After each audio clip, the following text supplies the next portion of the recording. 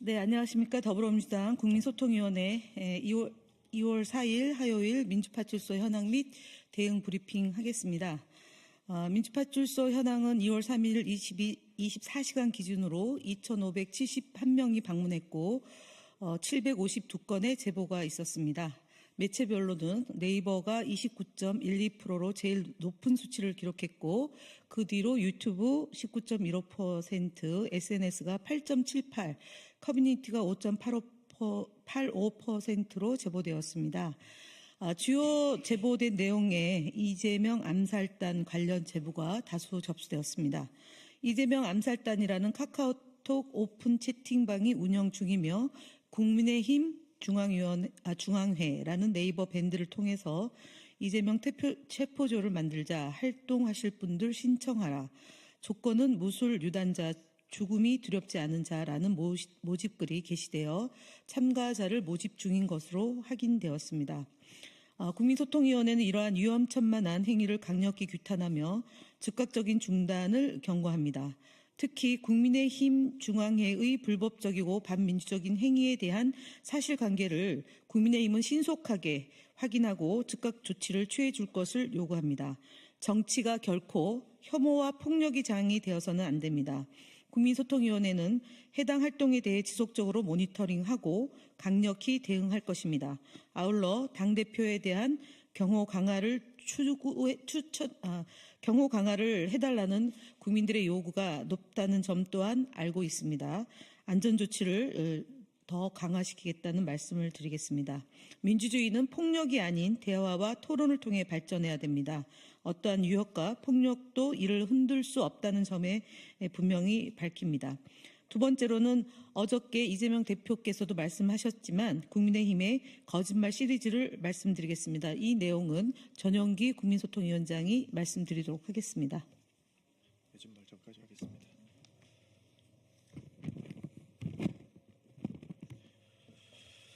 네, 국민소통위원회는 오늘부터 국민의힘 거짓말 시리즈를 시작합니다. 공당의 거짓말은 개인의 거짓말보다 훨씬 더 큰 공신력을 가지고 있으며 그 파급력은 언론과 사회를 통해 끊임없이 재생산됩니다. 이는 결국 국민들의 정치에 대한 신뢰를 무너뜨리고 민주주의의 근간을 위협하는 결과로 이어질 수밖에 없습니다. 이에 국민소통위원회는 국민의힘의 거짓 주장과 왜곡된 정보를 바로잡고 국민들에게 정확한 사실을 알리기 위해 이 시리즈를 기획했습니다. 국민의힘 거짓말 시리즈 첫 번째입니다. 지난 2월 2일 권성동 원내대표의 기자간담회에서 나온 거짓말입니다. 먼저 권성동 원내대표는 기자간담회에서 민주당이 4.1조 원의 규모의 민생 예산을 삭감했다고 주장했습니다. 그러나 이는 사실과 다릅니다.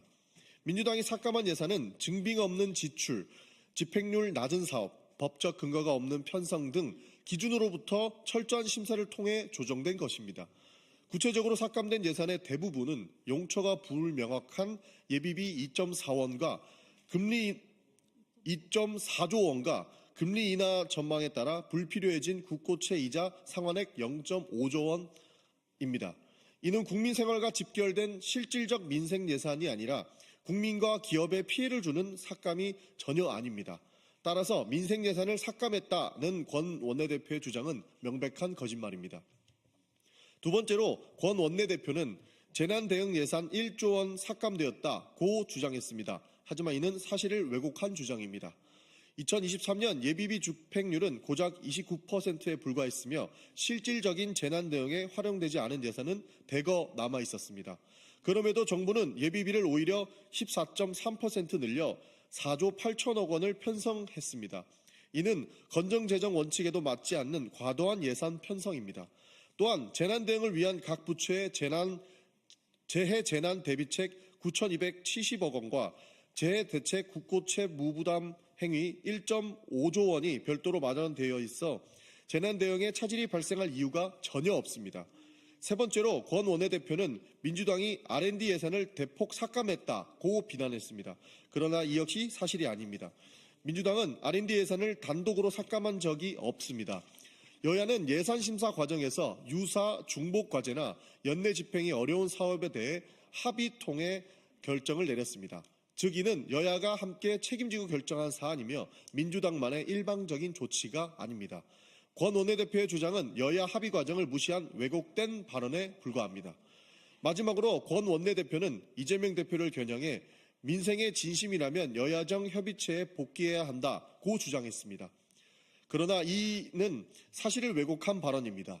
여야정 협의체가 정상적으로 가동되지 못하는 이유는 국민의힘이 추경안에 반대하며 실무회의에 전혀 참석하지 않았기 때문입니다.